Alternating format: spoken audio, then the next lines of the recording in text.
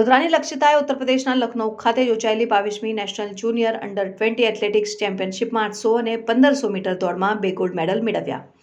ઉત્તર પ્રદેશના લખનૌ ખાતે 8 થી 10 માર્ચે યોજાયેલી 22મી નેશનલ જુનિયર એથ્લેટિક્સ ચેમ્પિયનશિપ 2024માં વડોદરાની લક્ષિતાએ 800 અને 1500 મીટર દોડમાં 2 ગોલ્ડ મેડલ મેળવ્યા। લક્ષિતાનું સિલેક્શન દુબઈમાં રમાનાર જુનિયર એશિયન ચેમ્પિયનશિપ અને પેરુમાં રમાનાર વર્લ્ડ ચેમ્પિયનશિપ માટે થઈ છે। પત્રકાર પરિષદમાં Manjalpur sports complex CO Rohan sir, R S. Randhawa coach Laxman sir તમામ લોકોએ લક્ષિતાને બુકે આપીને મોઢું મીઠું કરાવ્યું। વડોદરાની વીર લક્ષિતા શાંડિલ્યએ જણાવ્યું હતું કે વડોદરા માંજલપુર સ્પોર્ટ્સ કોમ્પ્લેક્સ ખાતે આર.એસ. રંધાવા કોચના ત્યાં છેલ્લા 6 વર્ષથી પ્રેક્ટિસ કરે છે।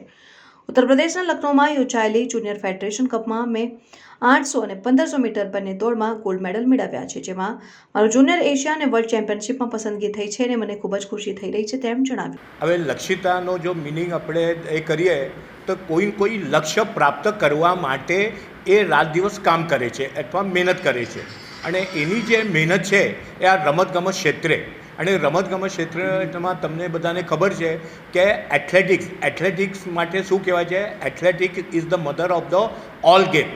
હવે એ ગેમમાં એ લક્ષિતાએ હમણાં ગયા અઠવાડિયામાં જે લખનૌ ખાતે જુનિયર નેશનલ અંડર 20 થયેલી હતી, એમાં એને 800 મીટર અને 1500 મીટરમાં ગોલ્ડ મેડલ મેળવ્યું છે।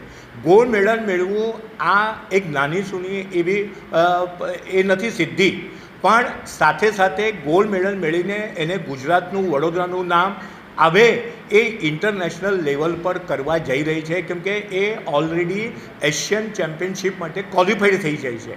અને લક્ષિતાનો આ જે મેડલ છે એ પહેલો નથી, આના પહેલાં પણ ભૂતકાળમાં એને ઘણા બધા મેડલ ગુજરાતને, વડોદરાને આપીને એને બહુ એવી એક સિદ્ધિ પ્રાપ્ત કરેલી છે કે જેના લીધે વડોદરા માટે અને ગુજરાત માટે ગૌરવ લેવા જેવી આ વાત છે। अभी रिसेंटली जो जूनियर फेडरेशन कप हुई थी लखनऊ उत्तर प्रदेश में, उसमें मैंने 800-1500 मीटर में पार्ट लिया था और गुजरात को रिप्रेजेंट किया था।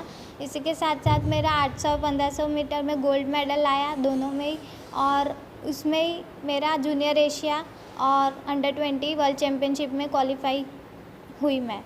और मैं रंधावा स्पोर्ट्स अकेडमी में आर.एस. रंधावा सर के अंडर प्रैक्टिस करती हूँ, और मैं Parul university BBA second year में पढ़ रही हूँ। अभी दुबई में होने वाले मुकाबले से किस तरह का परफॉर्मेंस वहाँ पे करेंगे?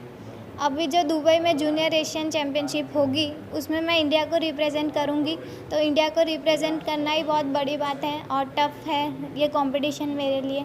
बट हम प्रैक्टिस भी ऐसी टफ़ करके जाएंगे कि हम इजीली उसको कवर कर सकें, और हम अपनी पूरी बेस्ट एफर्ट डालेंगे और दोनों में ही गोल्ड लाएंगे।